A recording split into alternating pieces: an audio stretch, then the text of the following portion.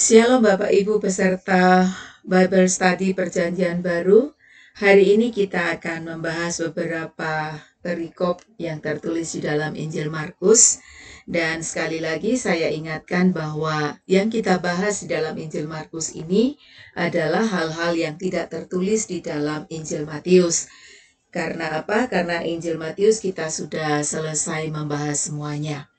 Baiklah, hari ini kita akan membahas dari Markus 4 ayat 21 sampai 25, Markus 4 ayat 26 sampai 29, Markus 7 ayat 31 sampai 37, dan Markus 8 ayat 22 sampai 26. Harapan saya Bapak Ibu sudah membaca semua ayat ini seperti yang telah saya share di WhatsApp kita minggu yang lalu. Baiklah, bagian yang pertama kita melihat Markus 4 ayat 21 sampai 25, perumpamaan tentang pelita dan tentang ukuran. Untuk ini paralel dengan Injil Lukas pasal 8 ayat 16 sampai 18. Pelita berfungsi untuk menerangi. Jadi tidak mungkin orang meletakkan pelita di bawah gantang atau wadah atau di bawah tempat tidur. Supaya bisa berfungsi dengan baik, maka pelita itu harus diletakkan di atas kaki Dian. Alkitab berkata bahwa firman Tuhan itu adalah pelita, sebagaimana tertulis di dalam Mazmur pasal 119 ayat 105, yang berkata, "Firman-Mu itu pelita bagi kakiku dan terang bagi jalanku." Firman Tuhan adalah kebenaran.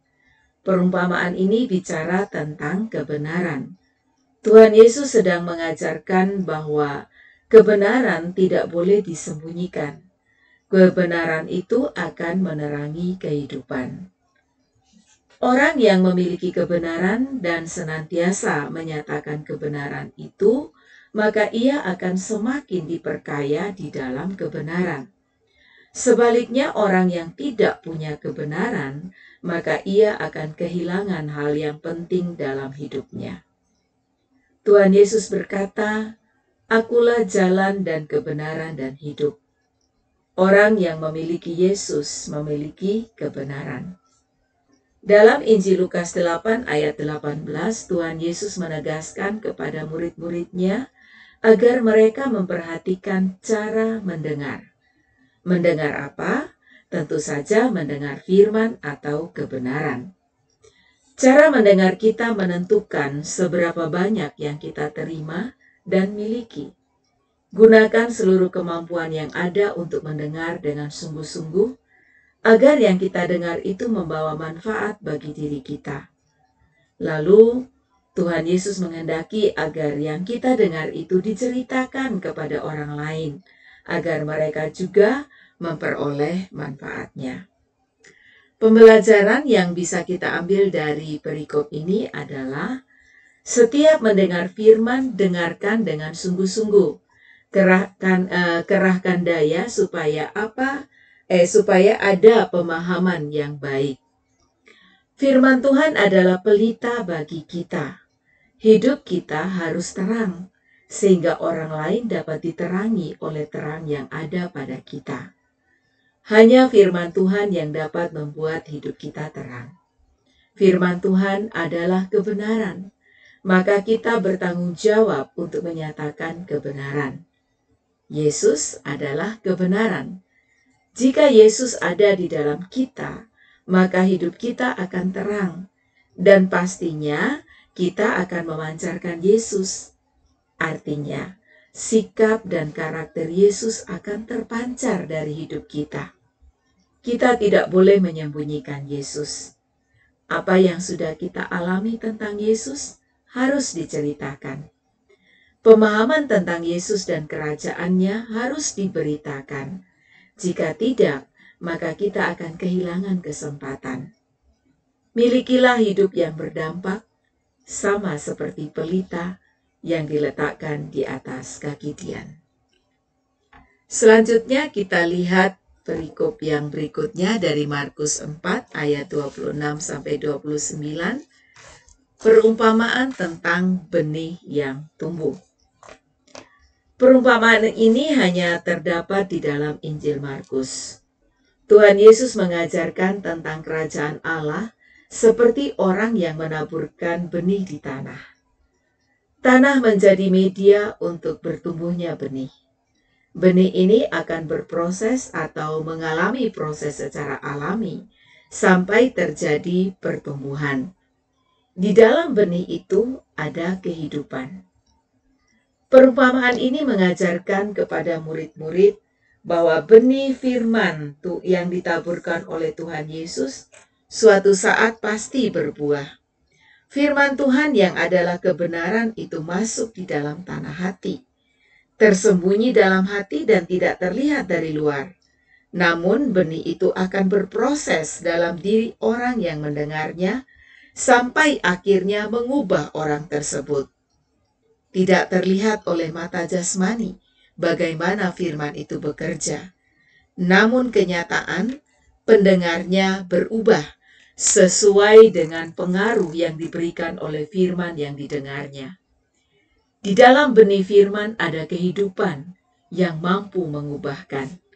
Itulah yang Yesus katakan dalam Yohanes 8 ayat 32. Dan kamu akan mengetahui kebenaran, dan kebenaran itu akan memerdekakan kamu. Demikian juga di dalam Yesaya 55 ayat 11 dikatakan, demikianlah firmanku yang keluar dari mulutku. Ia tidak akan kembali kepadaku dengan sia-sia, tetapi ia akan melaksanakan apa yang ku kehendaki, dan akan berhasil dalam apa yang kusuruhkan kepadanya. Jika seseorang menerima benih kebenaran, maka hidupnya pasti berubah dan berbuahkan kebenaran. Pembelajaran dari perikop ini adalah hidup kerajaan Allah adalah hidup dalam kebenaran. Benih kebenaran yang diterima pasti akan bertumbuh dan berbuah. Jangan pernah lalai untuk mendengar firman Tuhan. Firman Tuhan berkuasa untuk menghidupkan dan mengubahkan. Berubah untuk berbuah. Selanjutnya Markus pasal 7 ayat 31 sampai 37 berbicara tentang Yesus yang menyembuhkan orang yang tuli.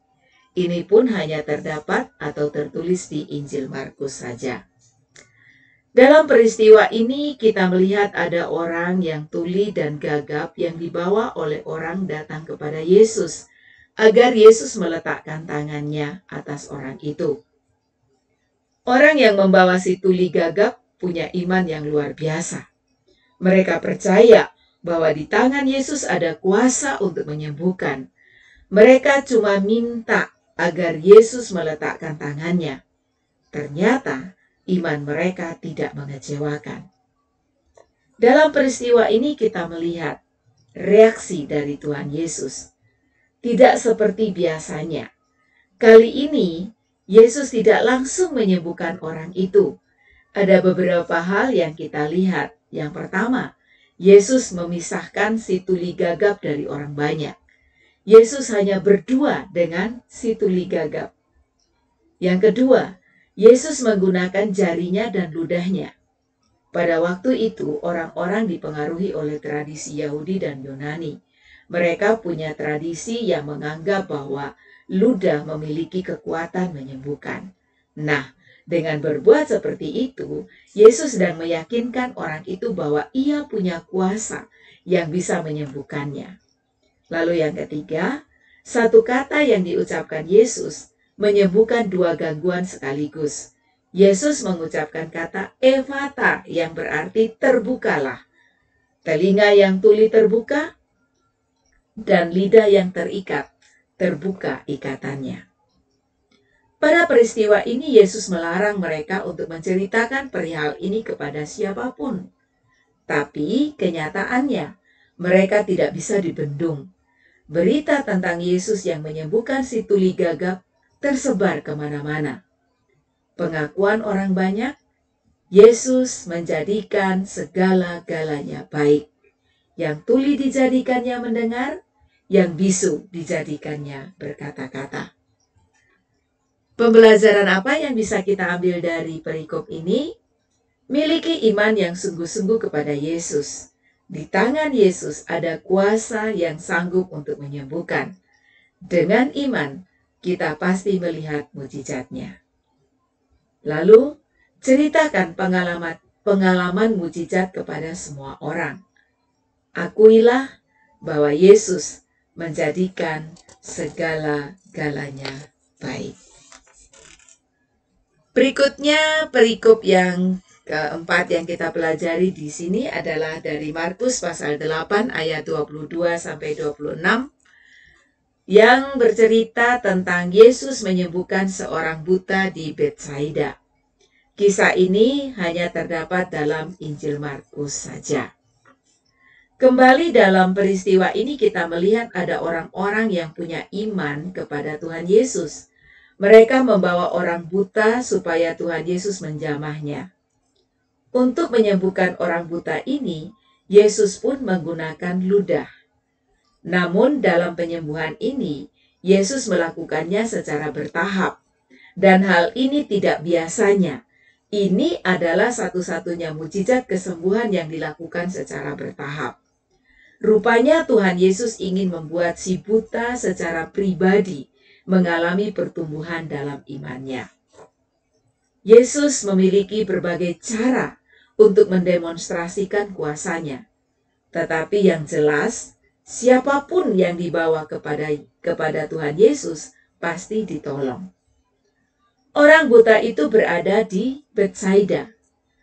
Kalau kita mengingat kembali pembelajaran kita di Matius 11 ayat 20-21, Betsaida adalah tempat yang pernah dikutuk oleh Tuhan Yesus. Kenapa? Karena orang-orang di kota itu sangat bebal. Kepada mereka telah ditunjukkan banyak mujizat, tetapi tidak bertobat. Kemungkinan karena itulah, maka orang buta itu dipegang dan dibawa Tuhan Yesus keluar kampung. Setelah itu baru penyembuhan dilakukan. Dan setelah disembuhkan, Tuhan Yesus pun menyuruh orang itu untuk tidak masuk ke kampung. Tuhan Yesus tidak mau mantan si buta berada di tengah orang-orang yang tidak mau bertobat. Pembelajaran apa yang kita pelajari dari perikop ini? Kita kembali diingatkan, orang yang datang dengan iman pasti melihat mujizat. Pentingnya kita terus menumbuhkan iman kepada Tuhan Yesus. Percaya bahwa ketika kita datang dengan persoalan, Dia sanggup untuk menyelesaikannya. Terkadang perlu proses.